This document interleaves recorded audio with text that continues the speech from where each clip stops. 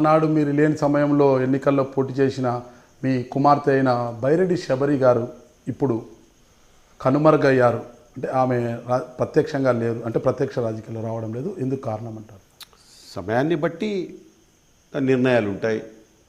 నేను లేని కారణంగా నా కూతురు రాయలసీమ వాదం చనిపోకూడదని చెప్పి, అది కిల్ కాకూడదు, అది ఎటువంటి పరిస్థితుల్లో ఇది అంతం కాకూడదని చెప్పి త్యాగంగా ఒక రేడియాలజిస్టు, ఒక డాక్టర్ ఆమె ముందుకొచ్చి పోటీలో నిలబడి రాయలసీమ వాదాన్ని లైవ్లో పెట్టినటువంటి నా కూతురు Shabari, I should congratulate her, I should appreciate that ladies మరి కమిట్మెంట్. ఈరోజు ఆమె లైఫ్లో సెటిల్ కావాలని ఈరోజు అన్ని ప్రయత్నాలు చేసుకుంటూ లైఫ్లో సెటిల్ అవుతూ ఉంది. ఖచ్చితంగా సమయాన్ని బట్టి ఖచ్చితంగా రాయలసీమ వాది ఆమె.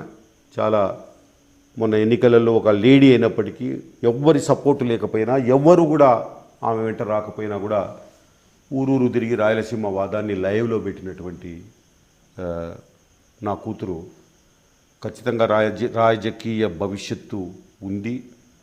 లేడీస్లో ఆ రకమైనటువంటి మరి ఒక కమిట్మెంట్తో ముందుకు పోయే వాళ్ళు తక్కువ.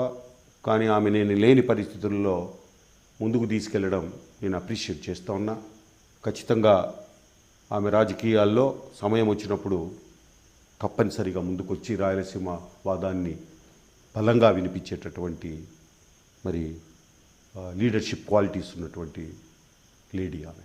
ప్రస్తుత పరిస్థితుల్లో రాయలసీమ జరుగుతున్న అన్యాయంపై అటు సీఎం కానీ ఇటు వైసీపీ అధినేత జగన్మోహన్ రెడ్డి కానీ ఏమీ నోరు మెదపడం లేదు. ఈ నేపథ్యంలో మీ రాయలసీమ పరిరక్షణ సమితి ఆధ్వర్యంలో ప్రస్తుతం ఉద్యమాలు ఏమైనా చేయడానికి కార్యాచరణ రూపొందించారంటారా? ఎస్ బ్రదర్, మొన్ననే మా తండ్రి కాలమైపోయారు. అప్పుడు నేను సరిగ్గా రాజంపేటలో ఒక పబ్లిక్ మీటింగు ముగించుకొని ఒక పెద్ద గ్యాదరింగ్ని అడ్రస్ చేసి దిగాను, ఊరికి వచ్చాను. మా ఫాదరు ఆయన ఈ పాస్డ్ అవే. అందుకే దినాలు, తర్వాత కృష్ణా పుష్కరాలు ఇవన్నీ అయిపోయిన తర్వాత తొందరలోనే ఈ యొక్క కార్పొరేషన్ ఎన్నికలు, ఈరోజు ఒక మీటింగు కుల సంఘాలు, అదే రకంగా ప్రజా సంఘాలు, అదే రకంగా విద్యార్థుల స్టూడెంట్ అసోసియేషన్స్ వాళ్ళతో కూడా ఒక మీటింగ్ జరిగింది ఈరోజు.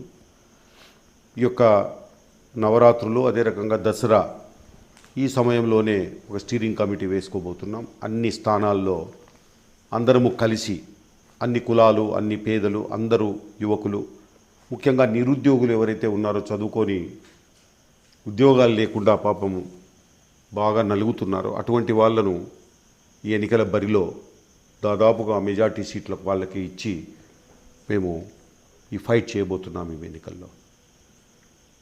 బైరెడ్డి రాజశేఖర రెడ్డి సైతం జగన్ పార్టీలోకి వెళ్ళే అవకాశం ఉంది, ఆ విధంగా చర్చలు జరుగుతున్నాయంటున్నారు. ఎంతవరకు వాస్తవం అంటారు? అబ్బాయి, ఇప్పటికే 3 గంటలు అయింది. మీరు ఈ పెద్ద పెద్ద లైట్లు వేసినారు, ఈడ మళ్ళీ మొదటికి వస్తున్నారు. ఈరోజు ఒకటి బ్రదర్, మీరు గమనించాల్సింది,